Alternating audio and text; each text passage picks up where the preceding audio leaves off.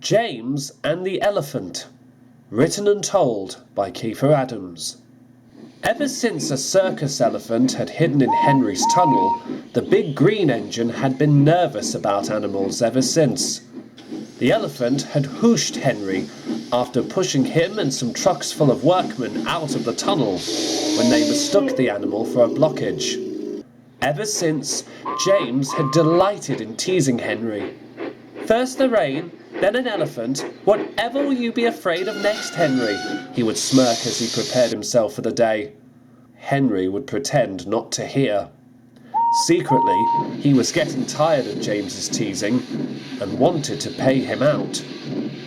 His chance would come sooner than expected. The Fat Controller was delighted to learn that Topham Circus was returning to Sodor for another year. The engines passed by the field where it was being held and stared in admiration as the circus tent was put up, red and yellow striped, with the circus logo on the front. Whenever the engines passed by to bring sightseers and tourists to the circus, they would see all sorts on the grounds.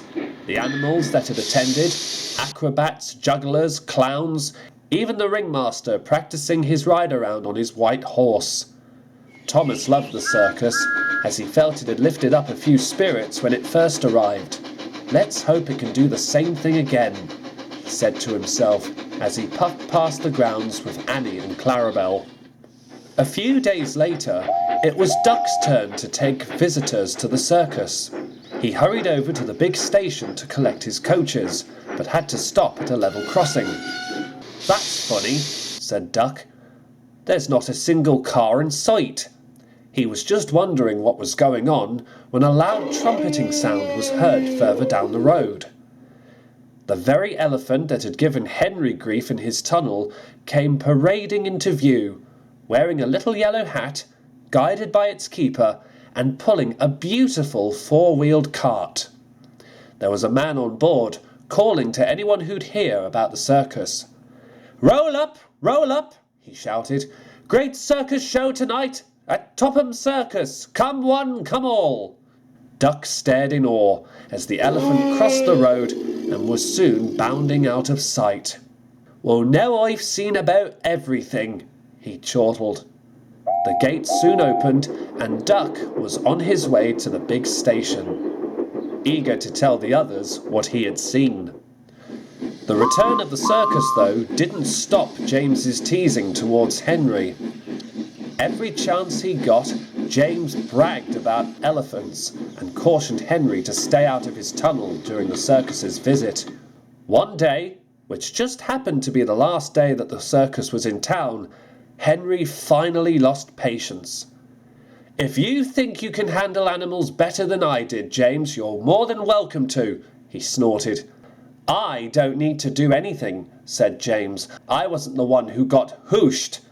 But you were the one stung by bees with a red nose to prove it, Thomas huffed.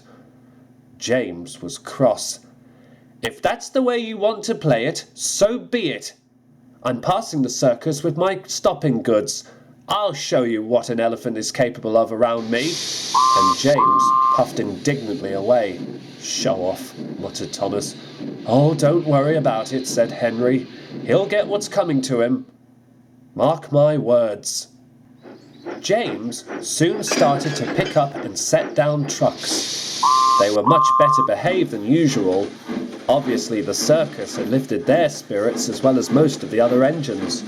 James was soon out on the main line with a full goods to take to the harbour. On his route, he saw the circus and smirked.